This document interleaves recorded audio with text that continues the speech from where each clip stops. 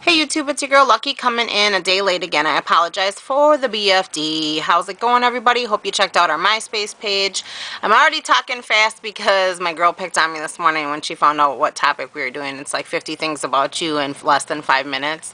It is a challenge for me. So, I mean, there's a lot of things about me, but me talking sometimes can get out of control. So, bear with me. Anyways, I didn't write it down. I was thinking about doing it, but it got, kind of just busy and a lot of things going on, hence the fact I'm addicted to my weed. But let's see. I like coffee. I like Dr. Pepper. I like snowflakes, but I don't always like snow.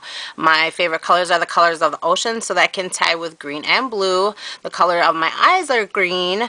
I am a Virgo. My birthday is September 21st. I have one full brother, one half brother, and a half sister. I have 2 kids. I was born in a small town in Wisconsin, but I moved here from New York City, and I currently live in Minneapolis. Minnesota, I am very picky. I have a lot of pet peeves, and we just did a video on that, so it's kind of interesting. But I'm also a type of person that I try not to judge people, and I try to accept things, and I always think of stuff like, what if, someone else had it worse? You know what I'm saying? Because I have walked in shoes of having it worse, so I know how it feels like firsthand. And I do try to think of other people in other situations, and put myself in somebody else's, life to try to, get a grasp of what's going on. Anyways, so my favorite quote with that said is, do unto others as you want done unto yourself. I am a true believer of karma. I love the smell of flower shops. I thought it'd be cute one day to always own one, but excuse me, things happen. I'm a writer, I'm a community activist, I'm an advocate with some of the things that I do and believe in as an activist. I'm not as strong on it right now, not because I don't believe in it, just because I'm really busy with my son who has special needs. So that is a challenge. I'm a single mom. I live in the hood.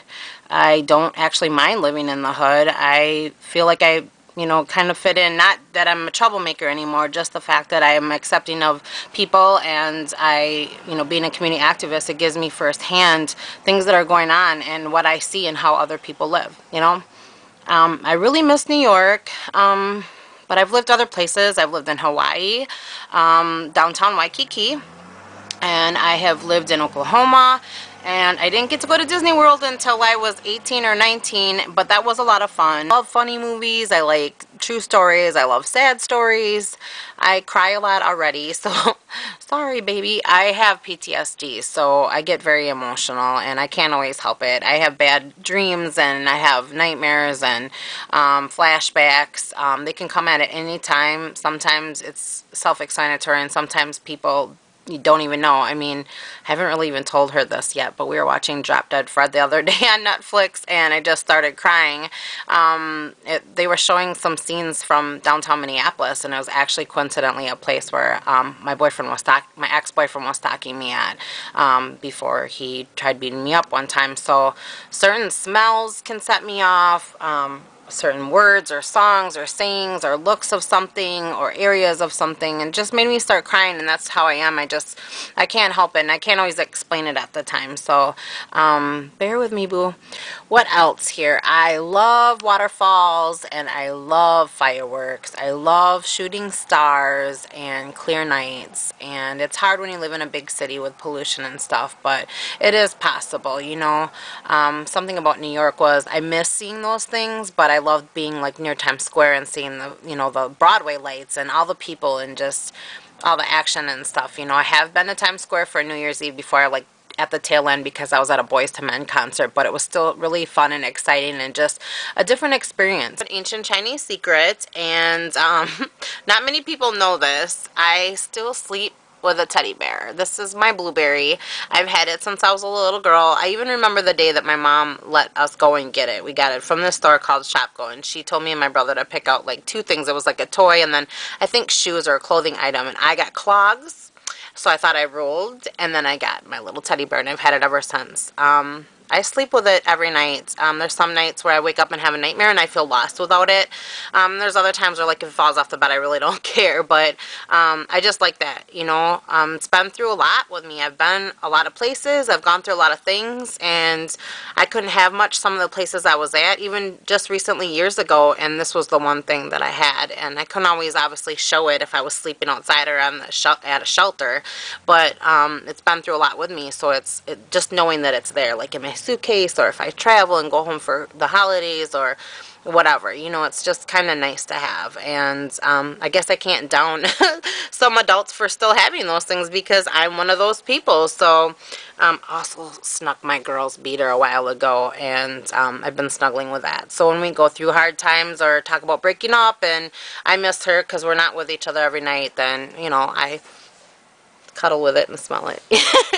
So I'm weird like that. But other than that, I'm kind of a crafty person. I like to make my own things. If I could have a sewing machine right now, I would, even though I don't really know what the hell I'm doing. But I've made some blankets over the years, and when I was a teenager, I used to sew my own clothes, and everybody thought I was cool, or so I thought, or unless they were lying to me.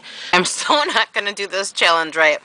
I'm fucking it up, but I don't care. I'm sorry, you guys. I love everybody else who can do it, but the editing, I'm not going to be able to do like I want to do, and it would take me another week to do the damn think of a list crap. So I apologize mainly, Butch.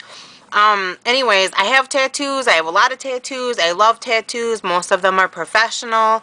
Some of them are homemade. I have over 20 tattoos. I can't remember the last count. I will be getting some touch-ups, some makeovers, and a couple new ones this spring or this summer. One of my friends is home from Afghanistan, and he just got out of the army, so he is going to do some tattoos on me too as soon as he gets some ink. So I'm excited about that. I'm so excited. I used to have more piercings, but obviously when you get pregnant, you have to take your stomach one out. My eyebrow one got messed up, but I still have my nose one. If I was a little younger and didn't have to worry about having sensitive skin and healing problems, I'd probably do more piercings too. I love that. When my grandma was alive, she just hated my hair color changes, me being skinny, me being fat. I mean, I changed a lot. I used to be anorexic and bulimia, and that kind of worried her. And then after I got pregnant, I gained a lot of weight, and that worried her too. So she's like, you know, if I had a different name or a nickname, she didn't like that. She just, I just want you to be my Susie Q, you know. And my grandpa, who's still alive, he still calls me Susie or Susie Q. So other than that, I don't let a lot of people do it unless it's like my mom or my sister or somebody really super close to me. I am gay, folks. I am a lesbian. I just came out last year. I was bisexual and or secret bi, somewhat closeted, I would say, obviously since I was a teenager. So I feel a lot better now that I'm out, and I've been dating the same person for, gosh, almost a year now. We met on Tag last February. That's kind of crazy. Well, the other thing about me is I'm a partial vegetarian, and I know that sounds really weird, and how is it even possible? Well, it means like the more I live and move on in my life, I am slowly falling off the face of earth with meat. I don't like the smell of it. I don't like the look of it. I don't like touching it and cooking it and buying it even. It's kind of gross and weird, but yet I still come back to it. You know, I like a good cheeseburger once in a while, and I like, you know, fish and chicken and all that fun stuff. Maybe someday I'll be fully veganized, but it is better and healthier for you. I watch Ellen, and she's a vegan, and I see some of her challenges she has of her chef on there, and I'm like, holy crap, how can you not eat cheese or sugar? I love Maya Angelou. I don't read a lot of books, but I do like true stories. I love poetry. I don't write as much poetry as I used to, and I'd probably say most of the writing or research I do is on the computer now, so I can type pretty fast. But I love Escada perfume, and what's unique about that, if anybody knows that brand, is he comes out with, or he or she or whatever, comes out with a one unique or different one every year, or maybe two, but you know, it's kind of expensive, and mine lasts me a long time, but I've gotten several bottles over the last couple years, and I just love it. There's similar scents. I think that's why I like it, but otherwise I'm kind of picky. Certain scents give me migraines, and I don't buy a lot of perfume otherwise, and sadly I do have to buy a more expensive kind because the cheap ones stink even worse.